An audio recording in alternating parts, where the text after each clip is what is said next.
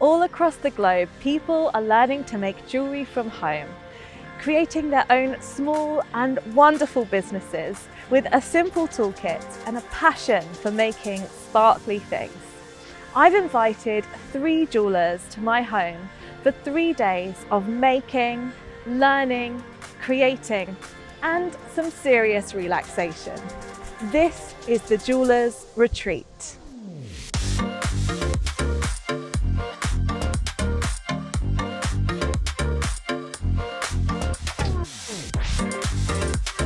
Over the next few days, 3 budding jewellers will make 3 projects.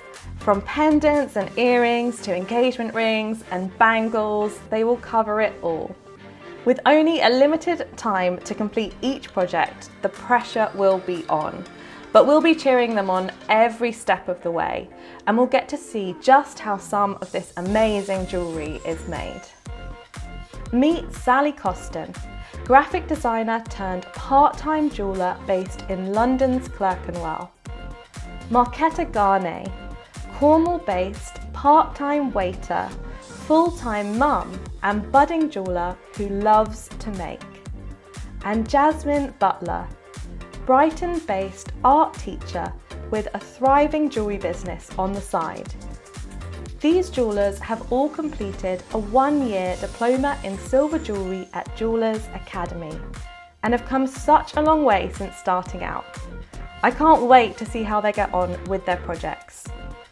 And they will not be alone, guided by 3 talented mentors: Stelios Karantanas, Greek jeweller who lives and creates in London, a jewellery designer and tutor; Hayley Kruger, South African, Oxfordshire-based designer, maker and teacher; and Barbara Yard, London-based jeweller, designer and maker. Alongside 2 business mentors, myself, Jessica Rose, founder of the London Jewellery School and Jewellers Academy, and Anna Campbell, our community manager, jeweller and teacher. Expect jewellery making, tool porn, techniques, business tips, gemstones, and most of all, tons of fun and creativity with this talented group of budding jewellers. If you're ready, let's get started. Welcome to day 2 of the Jewellers Retreat. We welcome back our lovely jewellers into the studio. Hey jewellers. Hi. Day 1 saw them make a necklace with someone special they know in mind. Today they'll be making an engagement ring and a wedding ring set for an edgy couple. They have 6 hours to complete the 2 rings, and that time starts now. So without further ado, let's get making.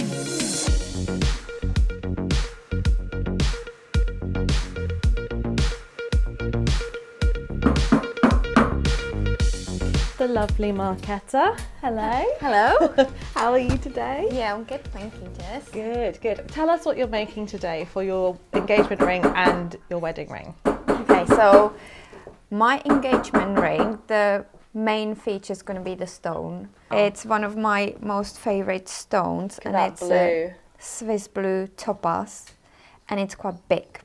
It's 7 millimeters. Yes.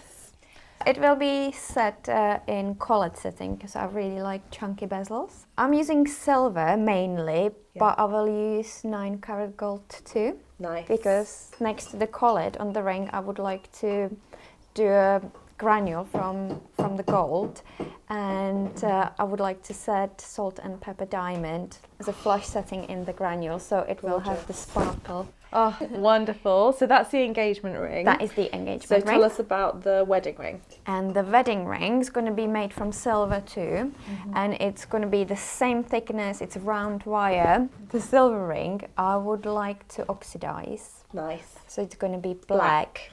But I'm going to use Kaumbu method as well, so the gold foil actually will come through. Oh, it looks amazing. There's loads of techniques in there, the collet setting, the Kaumbu. So do you think you'll get it done in the time? If the collet goes well, Yeah, I'm pretty sure I will. Okay, so fingers crossed Fingers for crossed. the collet setting. We'll say a little good vibes to the collet setting. Yeah. Okay, well, wonderful. I can't wait to see how it comes out. Good luck. Thank you very much. Enjoy.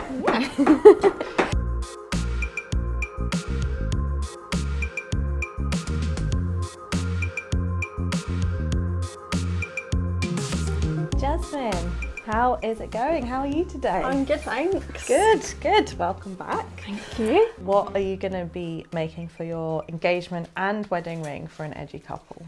I've gone with a little bit of a sort of space theme. Nice. Quite like space. I Nice. like all the circles, like the idea of orbits. I'm going to have a yellow gold band. Nice. And then there's going to be a white gold sort of semicircle with tiny lovely. little citrine stones. You're going for a flush setting again. I am. After After the other yesterday. day. These are a bit smaller, so hopefully they'll be okay. But this one is the biggest one I've ever set. It's a sapphire and it's 4 mil. Wow. So that's going to be gorgeous. Yeah. bit of bling in there. Yeah.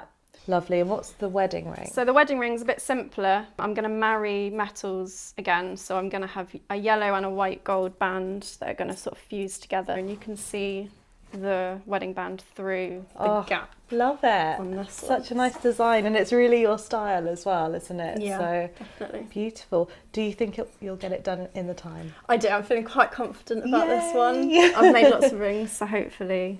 I've Yeah. jinxed it now.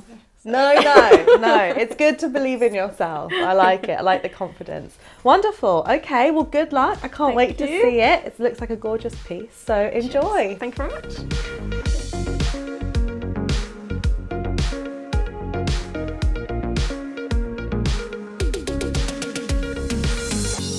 Sally. Hi, How Jess. are you today? Yeah, good, thank you. So I'm very excited to hear from the Queen of Design what we're going to be making for the engagement ring and wedding ring today.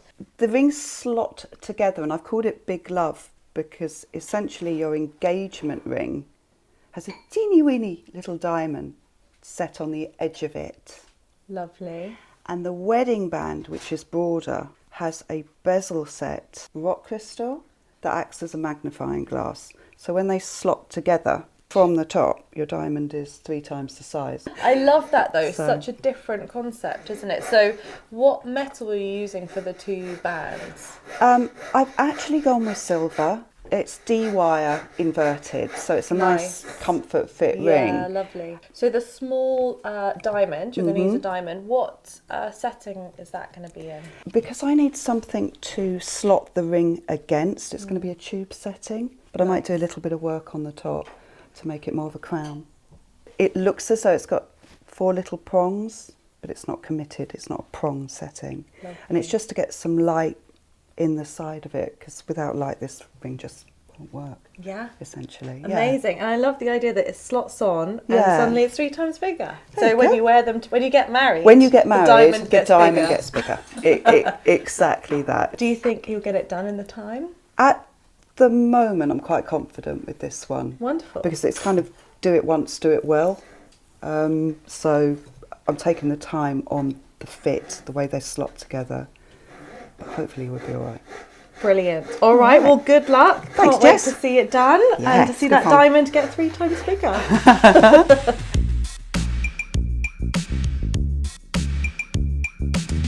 So this is collet what I'm creating for the special engagement ring for edgy couple.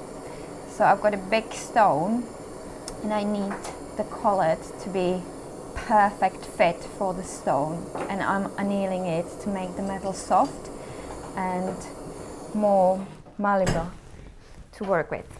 Bending the collet with D-shaped wires. This is really hard.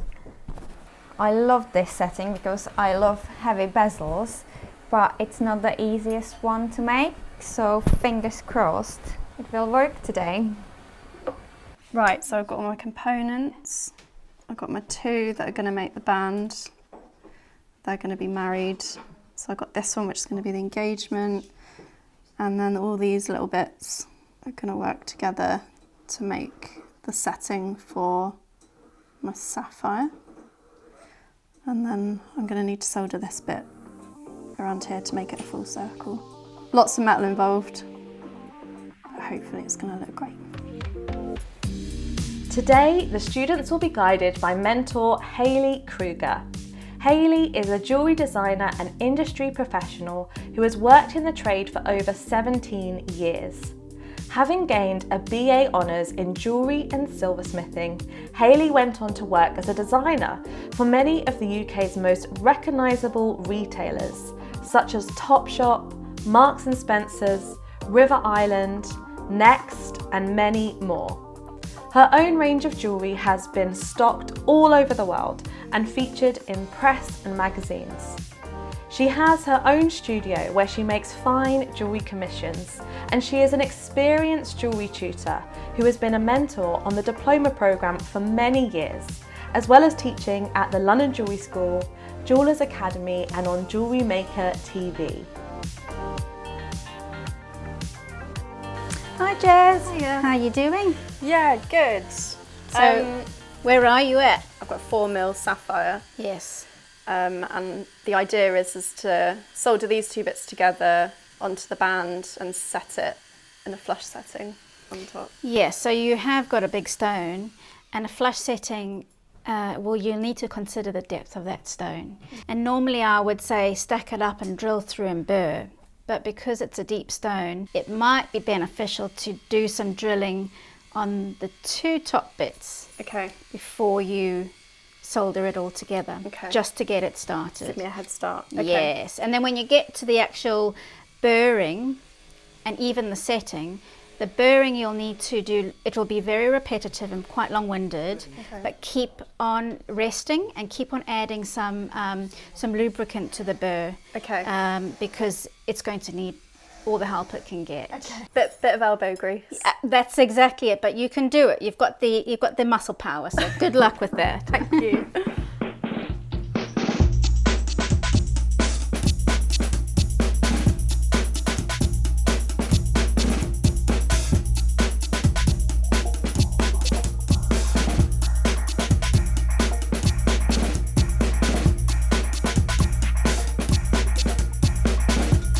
Hi Sally. Hey Hayley, you alright? Yeah, how are you getting on? Yeah, not bad actually. Good. I've got a bit of a dilemma as to how to make this work. Depth with the prongs, so the length of them, obviously I don't want them coming too far over, No, but I would say because that is a shallow cut stone, less than probably about 1/2 mil. alright, Yes. okay, I better not. Teeny tiny. If you've got magnifiers, use those. Gotcha. Thanks ever so much, All the Hayley. best. Cheers.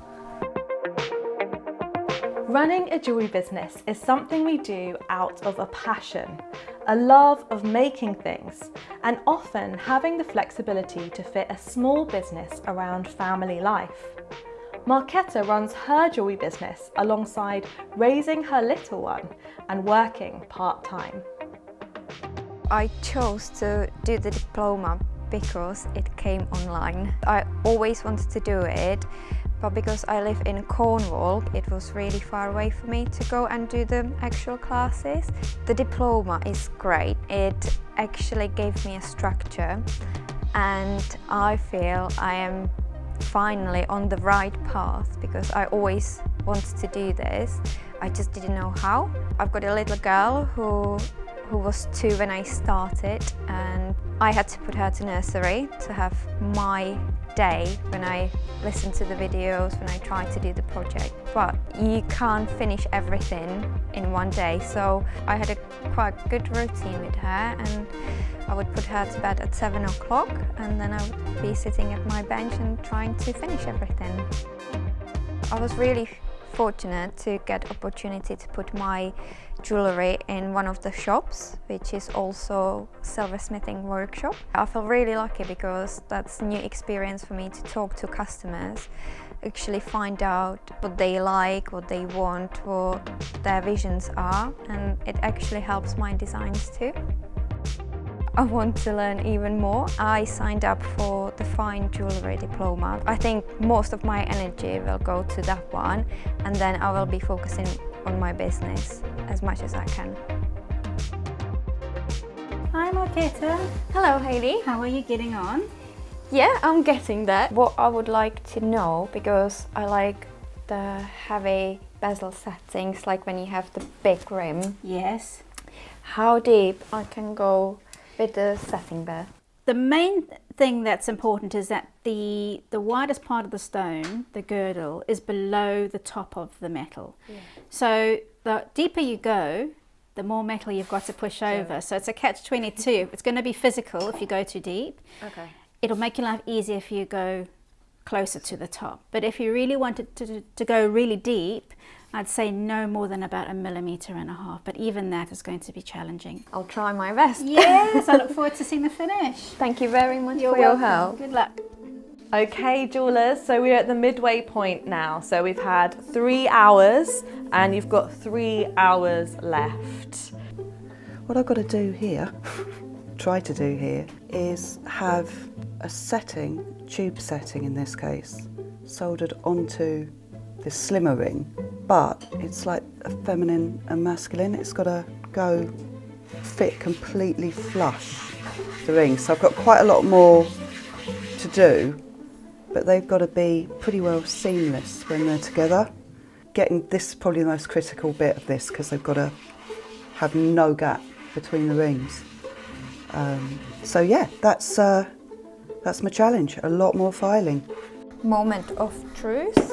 And I'll find out if the collet is gonna fit the stone. Okay.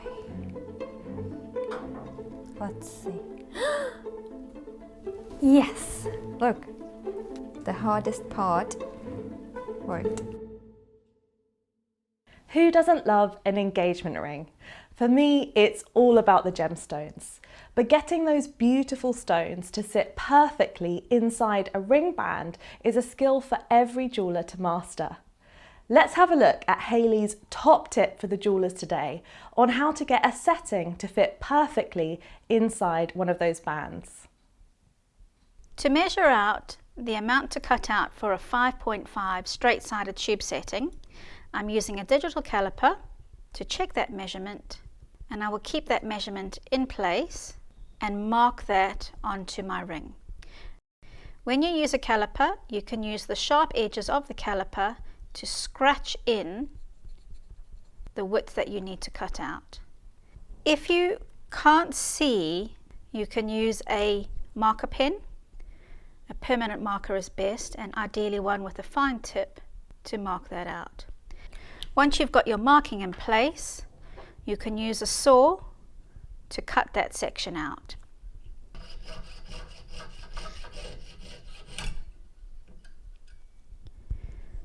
Repeat on the other side.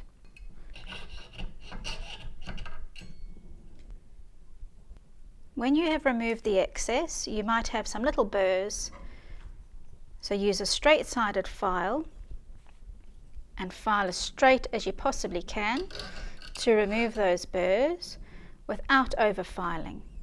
What you will find is that the ring will have sprung open a fraction, and that happens when it's hardened, so you will need some flat pliers to bring the two ends slightly closer together. Wiggle them closer and then test them up against your setting.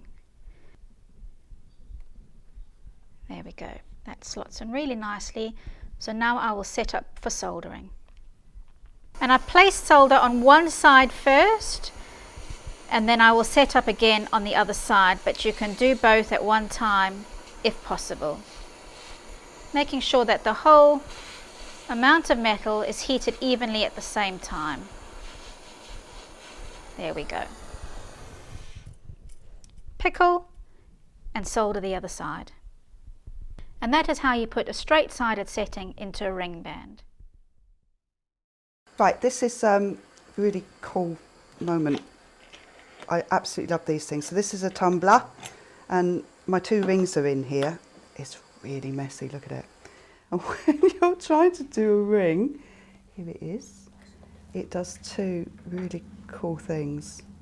You can see the difference, just look at the shine on it, that's the first thing. It also means, because it's shiny, I can see where I've got bits of solder, and things like that I just need to tidy up. So you can use this during the process, or you can use it right at the end to polish it by. I think that looks pretty cool. And of course, by hardening it, the ring has more integrity, so it won't bend, because metal obviously gets softer when you heat it. There's another one in here somewhere. Putting small things in this thing is a real pain, because you're desperately trying to find it. There you go. So with a bit of luck, they both look shiny, they'll be stronger, and I can really see what I'm up to. So this is the wedding band, and I've used Kambu, the gold foil, to fuse it around the ring. And now, because I want to make it really edgy, I'm going to oxidize the ring. This solution calls platinol, and that will turn the silver into black. So if I dab it, you can see the reaction, immediate reaction with the silver. And what is really nice, platinol doesn't oxidize the gold, so the gold will actually stay really nice and shiny. You definitely don't want to touch it, because if you do, it will stain your fingers for months. I really like this effect because it just creates a totally different feel about the whole thing, and it gives it more character, I think. Yeah, I think it came out really nicely. I'm happy with this. One of the most challenging parts of a jewellery business to master is getting the pricing right. Jewellers need to charge enough money to make a good profit on their work to grow their business, and many handmade designers have a habit of undercharging for their work. Let's take a look at how jewellery is priced. So Jess, pricing is always a bit of an issue with jewellers. What do you recommend in terms of how to work out your pricing? Very good question, one we get asked a lot, but a very simple model for people starting out is we say add up all the materials in the piece.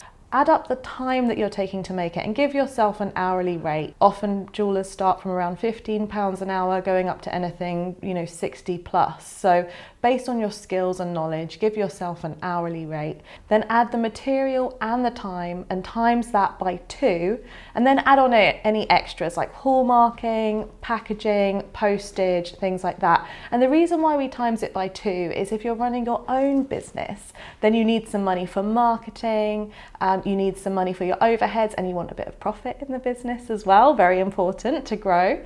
And if you're running a business and you're wholesaling, so you're selling your stuff to retailers, they're going to charge probably often 50% of what you're taking as well. Mm-hmm. So it's really important that that is the minimum amount. And I know a lot of jewellers struggle with that because they put it through a pricing calculator and it comes up quite high, or it feels like it's quite high. So I think the real challenge with pricing is not the formula, but having the confidence to really charge that amount as well.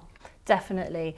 And I think it is a really important point to say that a lot of times, because people are really enjoying their jewellery making, that they're kind of like, oh, can I really charge for this? But actually, absolutely you can. And I think that it's just so important that people make it as a business. We always say that it's an art, not a science, pricing. So there's not a right or wrong price for your jewellery. But most jewellers out there, I'd say you probably need to charge a little bit more. Definitely. Okay, jewellers, so we have 1 hour left, final 60 minutes. Hopefully those rings are getting there. So have a think about your polishing, your finishing, and how you're going to spend these final 60 minutes. You can do it. You can do it. Marketa, I wanted to ask you about this little guy. So, it looks very cute in your tool trolley. yeah, his name is Eddie. That's actually my little girl's toy, and she gave him to me. She said he will be helping me because she got really upset she couldn't come with me. Of course, she wanted to come to the jewellers retreat too. Yeah, she did, and she just said he will be helping me and be my lucky charm, so I have to take him to the bench. Well, I love that you did that. And she will be able to see that you did that. She actually demands pictures. So there we go. I've got one picture on the beach, so now I'm going to send her a picture from the Selfies studio. with Eddie. Yeah. Maybe we all could do a selfie with Eddie. Sounds good. And how's your piece going? I'm happy with it at the moment, but I still have one more setting to do. So Okay, flush setting. Well, I won't take up any of your time. Good luck. Thank Can't wait you. to see it.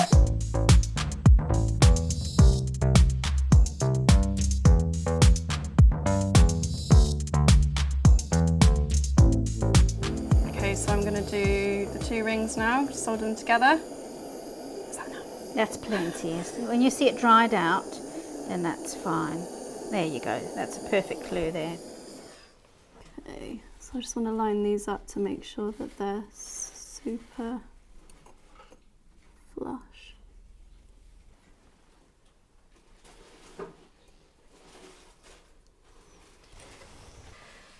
All right.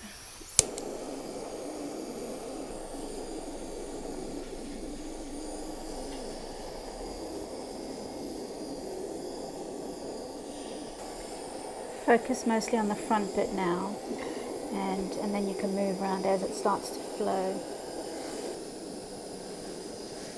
So I can see that there's actually flow on the opposite side, so start to bring it round.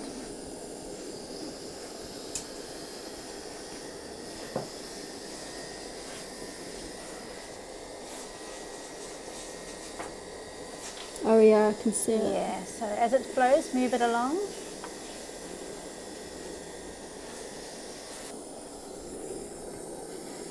I've lost it now. You can direct the flame from the inside as well. So if you need to do it in 2 takes, that's absolutely fine, because at least now it is fixed together. Yeah. And then you can focus the heat on the opposite side Okay. for the next round. Well done. You possibly could use a bigger torch for that. Okay. Because it did take a while, but it actually worked beautifully there. So Brilliant. yeah, well done. Thanks so much, Hayley. Couldn't have done it without you. Yes, you could. Okay, jewelers, so we're in our final 15 minutes. Just 15 minutes to go. No pressure. So we've just had a little drama with the stone falling out. So I have to create deeper seed basically. I have to take the setting bare and just keep going and do the whole thing again. Oh God, I've just dropped a bit of white gold. It's like that, but a tiny bit smaller. No, that's not it.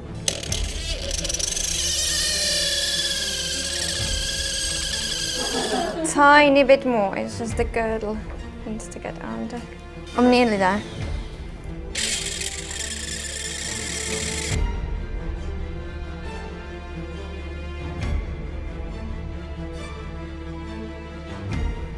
Oh, found it.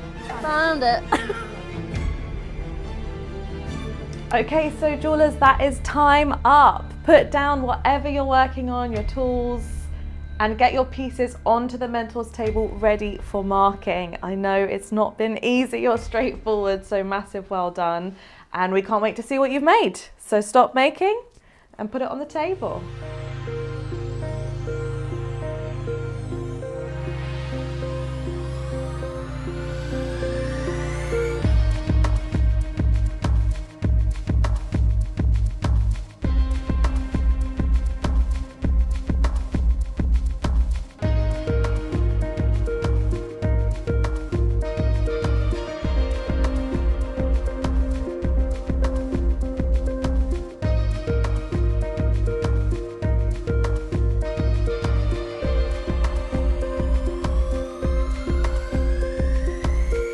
So Hayley, how have the jewelers done today? I'm actually flabbergasted at how amazingly efficient they've been with their time, how beautiful their designs are. They've really pushed the boundaries with ideas, I think. Yes, with for that these. edgy couple. Yes, sort of. exactly. They took that to heart. Yes, they really did. They really did. And like I said, everyone is completely different, and I'm pretty sure that these would be chosen as alternative designs for engagement rings. Lovely. So should we talk through them one by one? Absolutely. So starting with Marquetta's, tell us what worked here and if there's anything that she could improve on for next time. Well, I think she's inspired by the sea, she lives by the sea, and she's really captured that with her beautiful blue topaz stone. What I love is the combination of metals. So she's used gold nuggets, and actually even set a tiny little diamond in there. I really love the combination of the gold Quembo and the black. Yes, it was very strong, wasn't it? It's a very With the strong patina. combination. And in terms of improvement, she had a little bit of trouble with the stone setting on the topaz. So it was just about knowing how further to burr down, and it just comes with practice. Amazing. Yeah. And she chose the box as well, which I think goes perfectly with it. It's like they were made to be together. Yeah. Yeah, really And the box beautiful. is important, isn't it, when you're selling jewellery? Yeah, first impressions count. It's about the impression that you're going to give to the wearer, and it's a valuable piece, so the box needs to reflect the value of the piece. So absolutely, it's very important. So moving on to Sally's, tell us what your sort of feedback is on this one, things that worked well, anything she could improve on for next time. Well, Sally's piece is very conceptual, so if you tilt it, you can see the diamond magnified through the rock crystal. I love that. I love the fact that it's immaculately finished, and that rock crystal, it's got a little bit of a historical feel about it as well as a very, very modern feel. Yeah, absolutely. Let's have a look at the little ring on its own. And that's actually quite important. You can indeed wear the pieces separately. Yeah. And both stand perfectly proud on their own. They're beautiful pieces. Wonderful. And if there was anything she could improve on if she was going to make this project again, what area would you say to focus on? Sally had a little bit of a tricky time with her diamond setting. She burred away a little bit too much on the crown setting on the tube and took a little bit too much metal away, losing some of the claws. So just to go more gently and more steadily. But what she did brilliantly was where it went wrong, she corrected it, and it's worked out perfectly fine. I think that's been the theme of today, hasn't Absolutely. it? Where it's gone wrong, we've corrected. Well, which that is the amazing. theme of jewellery making. It's we always say it's problem solving, and she did just that. She solved the problem. And last but not least, we have Jasmine's over here. Jasmine's is really gorgeous. It's got very contemporary design, very geometric, and the marrying of the different metals. She's got white gold and yellow gold in there. I think it's very, very clever. And she pushed herself because she had never worked with that amount of gold before, and she'd only worked with gold once before. So the whole thing, in terms of the soldering, she's done really, really well. Yes. And then, of course, she set a very large 4mm stone in a flush style. Not an easy task. So she struggled a bit there, but she's done a great job. If she had to pick one area to work on, if she was to make this project again, what area would you suggest? Well, the 4mm setting did give her trouble, so she could either spend a bit more time flush setting that a little bit more, or instead of having it flush, she could actually solder on a little bezel, a little wire bezel, and use that as a push it over the stone, so it gives her more leeway instead of fighting with the big chunky surface piece of metal. a big flush setting's not an easy thing It's to not do. easy at all for anybody. I love the design though. It's her kind of style coming out as well, because we saw yesterday that she used a lot of these kind of geometric shapes, so it's really nice to see it sort of very clear. Her personality coming through, her style, so absolutely stunning design. Amazing. So you have some little mini awards. I do, to give yes, them. yes. So Great design. great design. So Who as gets that? we've They could all already, get it. they could absolutely all Yeah. get any one of these, but we've already discussed it, and I think I'm going to definitely pop that down here because it is really all in the design is really clean. It's geometric, and I think it works beautifully as a design piece. I agree. Yeah. Lovely. So my next one is great use of materials. Yeah. And I'm going to give that to Sally, and that is just Amazing. because her concepts are always so clever. But what I absolutely love is her use of rock crystal. It's not an expensive material, but actually she's used it with a diamond, so it's really clever. And also because it has that telescopic effect, I think that's Sally's conceptual thinking coming into play. Absolutely. Yes. Yeah, to have it make the stone bigger. Yes. It's not a classical way of working. It's at all. really not, and actually it's an idea that could really be pushed very far. So I love that idea. Absolutely. And last but not least, And then of course we have most commercial piece. So I've given that to Marquetta because she's done a lovely collet setting and a diamond set into a little nugget. And I think even though there's a really quirky twist on this, the stones are set asymmetrically, there's a little bit of mix of metals, I still feel like it's something that pretty much anybody would feel comfortable wearing. Yeah, so absolutely. I love that. It's quirky but comfortable. Yeah. So I love that. So Marketa gets most commercial piece. Amazing. I think the jewellers will be very happy with those. Lovely. So should we go and join them? Let's do that. Yeah.